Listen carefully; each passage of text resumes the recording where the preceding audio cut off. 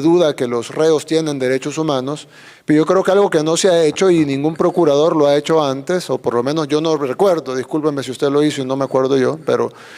no han defendido los derechos humanos de la gente honrada.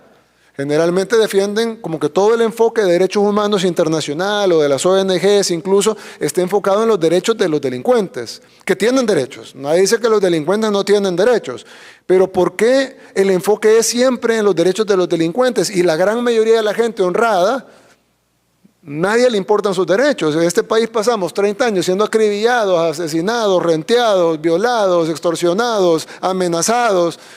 viviendo en zozobra y nadie dijo nada, pero de repente agarran a los que matan, a los que rentean, a los que violan y de repente hay que ver los derechos humanos de ellos. Sí, tendrán derechos humanos, pero son más importantes los derechos humanos de la gente honrada y creo que eso es algo importante, procuradora, que debe de también investigarse y debe de también reportarse, porque si no, entonces no estamos hablando de derechos humanos, estamos hablando de derechos de los delincuentes, que creo que son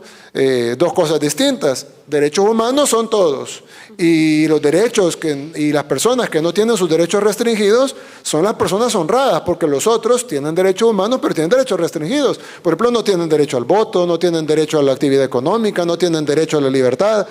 ¿Por qué cometieron un delito? Entonces, si se les restringe, en Estados Unidos algunos no tienen derecho a la vida porque les ponen en la silla eléctrica. Entonces, si se pueden restringir algunos derechos humanos tan fundamentales como el derecho a la vida, en el caso de los países que tienen pena de muerte, ¿por qué en el caso de los países pobres o en el caso de los países en vías de desarrollo del tercer mundo están encima que los delincuentes deben de tener derechos, pero cuando hablamos de los derechos de la población, ahí todo el mundo se queda callado y ahí ya no importa y lo que tenemos que hacer es seguir velando por los derechos de los delincuentes? Entonces, si bien nosotros vamos a respetar los derechos de los delincuentes y lo estamos haciendo y lo hemos estado haciendo todo este tiempo,